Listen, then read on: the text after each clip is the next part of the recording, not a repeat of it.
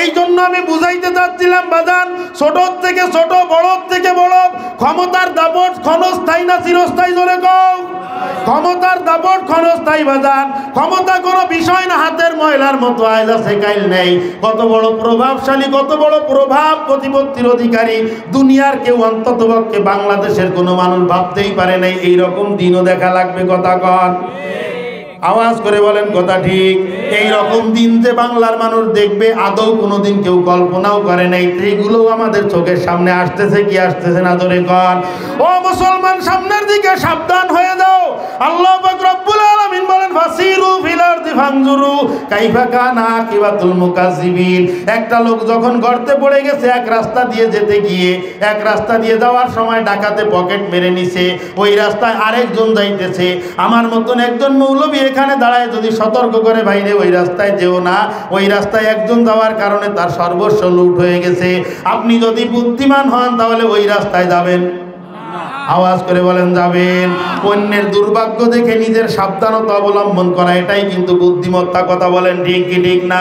যেই রাস্তায় চলার কারণে এক গ্রুপের এই পরিণতি, ওই রাস্তায় আরেক গ্রুপ যদি জেনে বুঝে যদি অগ্রসর হয়, তাহলে ওই গ্রুপেরও সমস্যা এরকম হইলেও হইতে পারে। কথা কন, রাগ করতেছেন আপনারা?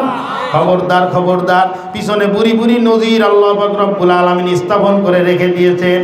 পিছনের দিকে তাকাও, ভালো করে লক্ষ্য করো। আমি আল্লাহ পাক রব্বুল আলামিন ফিরআউনকে কি করেছিলাম? ফিরআউনকে আমি আল্লাহ পাক রব্বুল আলামিন ধ্বংস করে দিয়ে দৃষ্টান্ত স্থাপন করে দিয়েছি।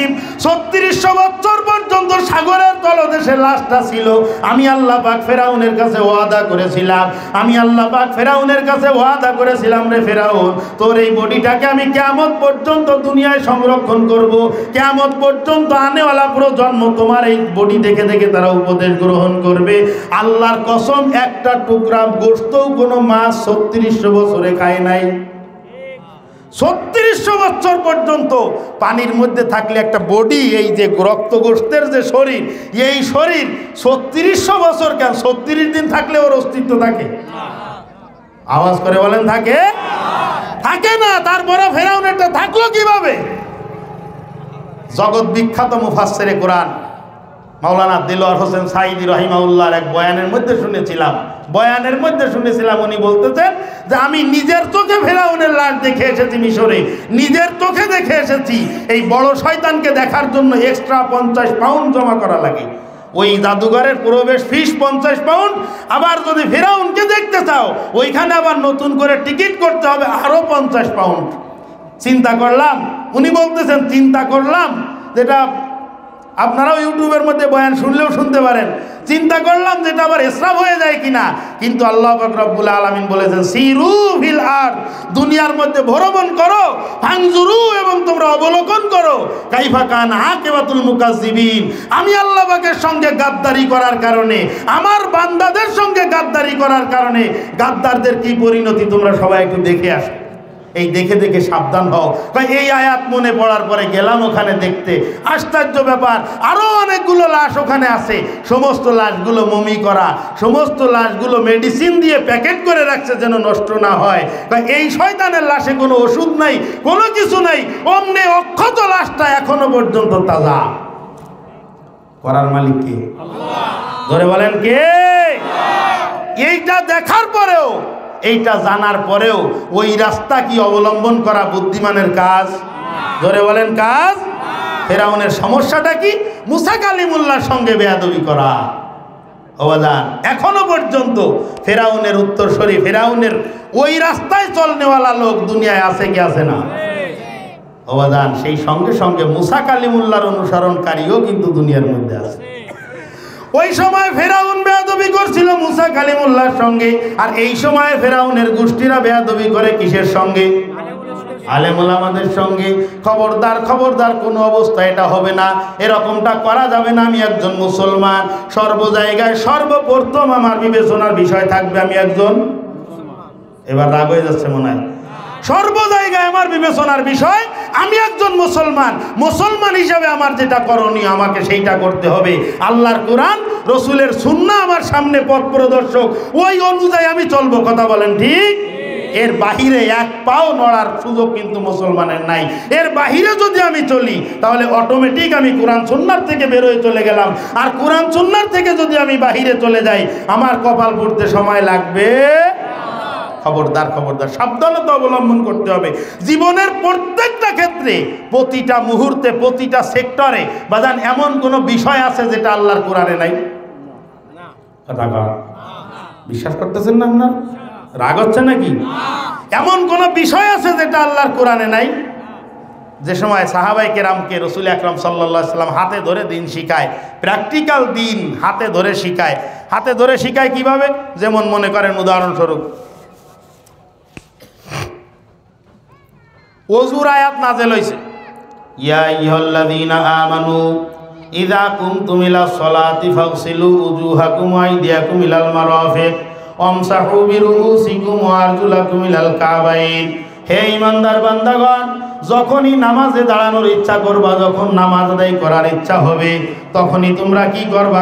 তখনই তোমরা দুই হাত চেহারা ধৌত করো, দুই হাত কেনু পর্যন্ত ধৌত করো, মাথা মাসে করো এবং দুই পায়ের টাকনু ধৌত করো। একটু তাড়াতাড়ি আওয়াজ করে বলেন তো এগুলো কি? আল্লাহ, ইন্না লিল্লাহি ওয়া ইন্না ইলাইহি রাজিউন। এগুলো কি? সবাই বলেন না, মানে যারা বলেন না আপনারা জানেন না ভাই এগুলো উযুর কি? ফরজ। ইন্না লিল্লাহি। অনেক মানুষ তো উযু করে না, দেখা যায়। তো উযু করেন না ভাই? ওযুর ফরজ কয়টা? আরে প্রশ্ন তো ফাঁস হয়ে গেছে, আঙ্গুল গুনে বলেন কয়টা? মানুষে যদি শোনে যে উযুর ফরজ মুখস্থ করাচ্ছে, আরে আল্লাহ, মসজিদে শুক্রবারে জায়গা ধরে না, আর এনে কয় মুসলমানদেরকে উযুর ফরজ মুখস্থ করানো লাগতেছে। ভালো করে মুখস্থ করেন, উযুর ফরজ কয়টা? 7টা? 4টা। এই 4টার মধ্যে 1 নম্বর সমস্ত মুখমণ্ডল ধৌত করা, দুই হাত কেনুই সহ ধৌত করা, মাথা মাসে করা, দুই পায়ের টাকনু সহ ধৌত করা, এটা হলো ওযুর ফরজ। যাই হোক, আমি বলতেছিলাম রাসূল আকরাম সাল্লাল্লাহু আলাইহি সাল্লাম উম্মতকে প্র্যাকটিক্যাল শিক্ষা দিতেছেন। এই পানির গামলা নিয়ে আসো, এইভাবে চেহারা ধৌত করতে হয়, এইভাবে হাত ধৌত করতে হয়, এইভাবে মাথা মাসে করতে হয়, এইভাবে টাকনু সহ পাও ধৌত করতে হয়। আল্লাহ বলেছেন ধৌত করো, আর আমি দেখাই দিলাম যে এইভাবে ধৌত করতে হয়। কোরআনে হাকিম এটা হলো থিওরিক্যাল ইসলাম, আর আমার নবীর 23 বছরের জিন্দেগি হলো প্র্যাকটিক্যাল ইসলাম। পুরো কোরআনের মধ্যে যেটা আছে আমার নবীর জীবনীতেও সেটা আছে, আমার নবীর জীবনীতে যেটা আছে পুরো কোরআনে হাকিমের মধ্যেও সেইটা আছে। কোরআন বুঝতে পারতেছো না? আমার নবীর জীবনী দেখো, নবীর জীবনীর যতগুলো স্টেপ, যতগুলো ক্ষেত্র, ওই ক্ষেত্রগুলো ওই অনুযায়ী তুমিও চলার চেষ্টা করো, তাহলে তোমার আমল অটোমেটিক কোরআন সুন্নাহ অনুযায়ী হয়ে যাবে। জোরে বলেন সুবহানাল্লাহ। আমার নবীকে আমি মডেল বানায় তোমাদের কাছে পাঠাইছি, যেহেতু আমার নবী একজন মানুষ। মানবিক চাহিদা, মানবীয় চাহিদাগুলা যেমন তোমাদের সবার আছে, আমার নবীরও ছিল। আমার নবীরও যে সমস্ত চাহিদাগুলো ছিল মানুষ হিসাবে, এগুলো আমাদের আছে কি আছে না? জোরে কোন আছে কি আছে না? সমস্যা হয়েছে কি, ওই সময় কিছু বেয়াক্কল ছিল, ওই সময় কিছু বেয়াক্কল ছিল। ওই বেয়াক্কলগুলো বলতো মালি হাজার রাজুল ইয়াকুলু তাআমা ইয়ামশি ফিল আসওয়াক। এ আবার কোন ধরনের নবী? এ যে খাবার খায় আবার বাজারে যায়, আমাদের সাথে ঘোরাফেরা করে। ওরা আশ্চর্য হয়ে যেত, কথা কয় না, এরা আশ্চর্য হয়ে যেত। এরকম সময় বর্তমানেও কিছু লোকজন এরকম থাকতে পারে, এরকম থাকতেও পারে। এ কোন ধরনের হুজুর, এ কোন কোয়ালিটির হুজুর? বয়ান করবে সব সময়ের জন্য, শুধু কানবে, মানুষ কানবে। কবরের বয়ান করবে, কবরের মাটির নিচের বয়ান করবে, জান্নাত জাহান্নামের বয়ান করবে। বাজান, জান্নাত জাহান্নামের বয়ানটা পরে, আগে জান্নাত জাহান্নামে যাওয়ার কারণ জানা লাগবে আগে। কথা বলেন ঠিক কি ঠিক না? জান্নাতে কিভাবে যাওয়া যায়, জাহান্নাম থেকে কিভাবে বাঁচা যায়, এই পদ্ধতি আগে বলা লাগবে না?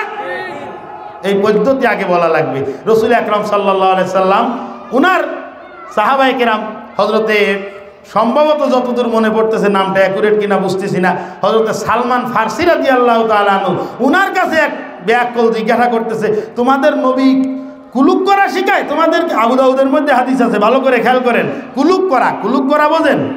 এবার দেখা যাবে কারা কারা করে কি করে না। যারা বলতে পারবে তারা করে, আর যারা বলতে পারবে না তারা করে না। কুলুক করা বুঝেছেন বাজান? এবার সবাই বলে ধরা খাওয়া যাবে না কোনোভাবে। কুলুক করা বাজান এটা গুরুত্বপূর্ণ বিষয়, কিন্তু কথায় কথা টানে, না বললে কম থেকে যায়। বলবো বাজান? খেয়াল করেন।